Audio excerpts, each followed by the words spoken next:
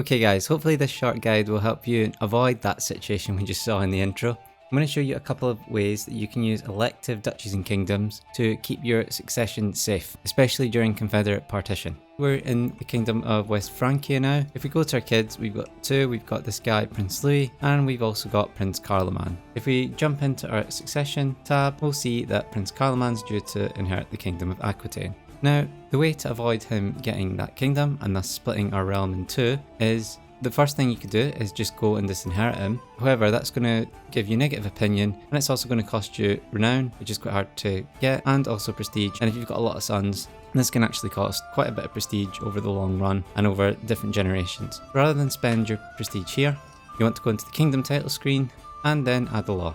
In this case, we're going to be adding feudal elective. These laws will depend on what culture you're playing as. For example, the Anglo-Saxons get access to the Saxon elective, and the Irish get access to Tanistry, etc. So we're going to add feudal elective as such, and you'll notice now that the titles that each son is getting has changed entirely, with this title, the Kingdom of Aquitaine, being taken out of the calculation.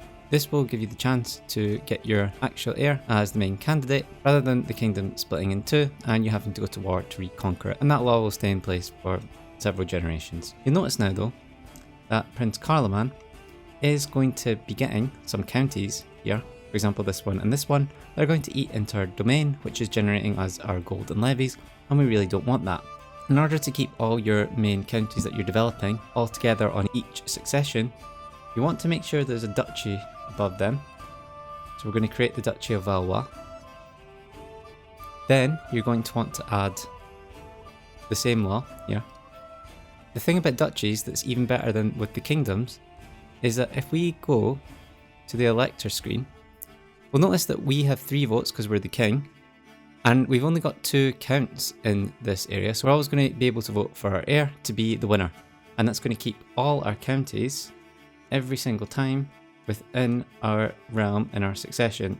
Because if you look now, Prince Carloman's only getting counties that are outside of that duchy. So this is the way to keep your realm nice and close together. It can keep all your kingdoms together, it can keep your domain nice and consolidated, and put you in a much stronger position for your playthrough. One thing that is worth noting is that you can do this with any duchies. The more duchies you do though, the more risky it becomes, because for those where you don't control all the counties, you need to make sure that the vassals are indeed going to vote for your choice.